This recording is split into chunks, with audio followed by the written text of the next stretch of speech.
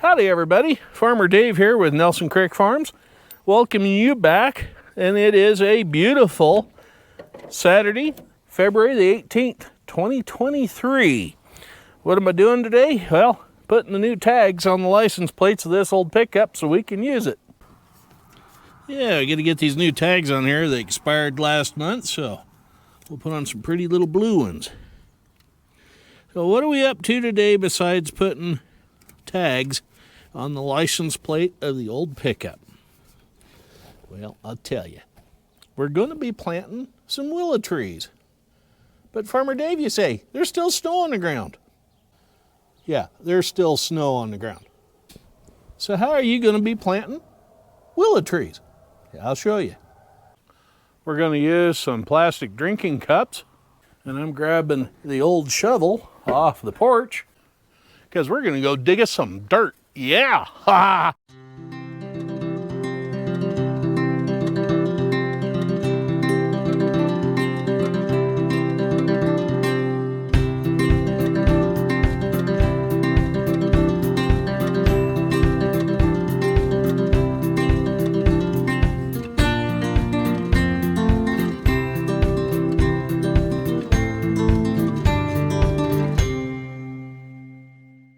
Years ago, a waiter asked me how I liked my steak, and I said rare.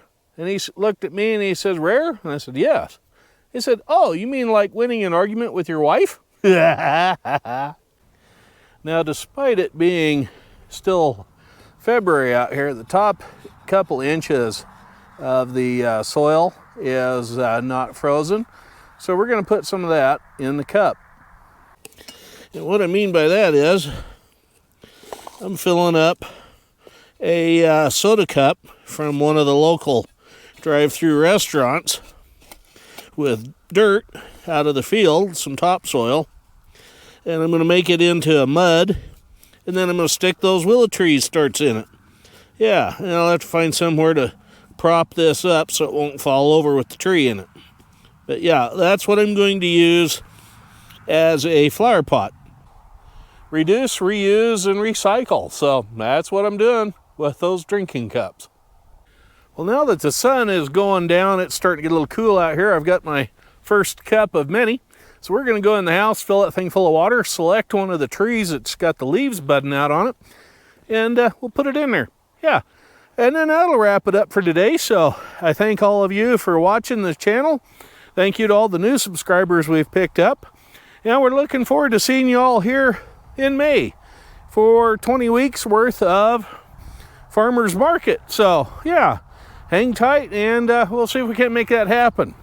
We're going to give it a whirl anyway, and by golly, if it don't work, well, we can always say we did tried. So got to keep it positive. If we're ever at a function together and I don't introduce you, but I start talking to somebody like I know them, please feel totally free to be awesome, because I am getting old and forgetful, and I probably don't remember who in the heck I'm talking to.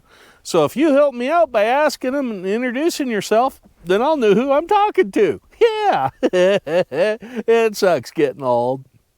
I've put down some white plastic to protect the desktop here, and we'll use the little elephant watering can to make that dirt in there muddy. Although I will pick out a little bit of a twig there for some weeds. Willows like moisture, so yeah, we're going to turn this cup full of dirt into mud. We're going to let it sit for a little bit, and we'll keep topping it off until the moisture gets all the way down in there and turns the whole thing into mud. Now, why plant those willows in mud? Well, it's really simple. They've been soaking in a bucket full of water for about the last week. The leaves are sprouting. In fact, there are pollinator blooms on the buds, which I'll show you right here. And now that those have appeared, I'm ready to start seeing the little bitty hairs of roots on the part of the stem that was down in the water. So we're going to put that in mud because willows absolutely love moisture ground, especially when we're starting them. And that's why we're doing it this way instead of waiting till spring, because by then they'd be dead from being cut and dry too long. The neighbor kid asked me the other day where Walla Walla was. I said somewhere between bing bang and ting tang. You got to be old to get that one. Now, one thing you do need to do with this, once you have the soil fairly well turned to mud, is to squeeze the cup gently, or if you can, put something in it and stir it. Reason being is there's pockets of air inside of that from where the clumps of dirt were sitting on top of each other. If you have that issue, like I did, just knead or work the cup a little bit to work those bubbles of air up out of the ground. Another thing is, if you can, use a solid colored cup over a clear one. Reason being, once those roots spread and get to the outside of the cup, they don't react well with daylight. So if you can, in a situation like this, take some plastic, wrap around the cup, protect it so that it won't get any sunlight down into here where the roots are. And yeah, you can either use plastic, newspaper, or whatever. But don't put the newspaper on the inside because the roots will still work around through it as the paper dissolves and decays. Then they're going to be exposed to the light. If you can, set this in something or whatever where sunlight won't get down here to the roots. These aren't a problem. These are. And I know that, so I'm going to have to cover this. Now, what I have here isn't what I would call a very good specimen, really. If you notice, it was a limb that was hanging like that because all of the long limbs are on this downhill side.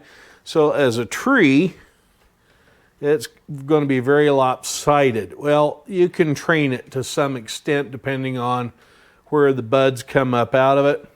This one has little buds on it, hasn't started to really do anything yet though. The one that I have that's in the photograph is too large, too tall of a stem to put in this cup. But for this purpose here, I would really probably be better ahead just to snip off like this stem right here, even though it's real long, and put it in there instead of putting it in the water, because it will eventually make a better tree that is straighter. But for now, just for demonstration, we don't want to go clear down to the bottom, so we want to see where our mud level is. So it's just about where this branch comes out of. So yeah, it'll be down in there. So if we keep that just up about that far above the mud level, we'll be all right. And we just stuff this down into the mud like so. Squish the cup a little bit so that the mud will soak in around the stem, and yeah, that's about it. Then we'll leave this sit for a while somewhere propped up where this won't move, so it'll be somewhat straight, and you keep doing that, you'll have a willow tree. Yeah, like I said, this isn't going to be an ideal tree, but so far it hasn't cost me a bloomin' penny, other than a little bit of time. So free trees, you'll never go wrong with them. Now, a willow tree is good for shade, but they make a heck of a mess. All these little limbs fall off in fairly large quantities every time there's a wind, but easy to keep up, keep clean. You can get a lot of firewood out of them, even if you don't mind burning the small stuff. There's a lot of firewood or kindling that comes out of one of these. They don't burn for a very long time. They don't produce a lot of heat. They make a lot of ash, and they don't smell so great when they do burn, but it is still free firewood. And with things looking like they are, times could be getting real tough.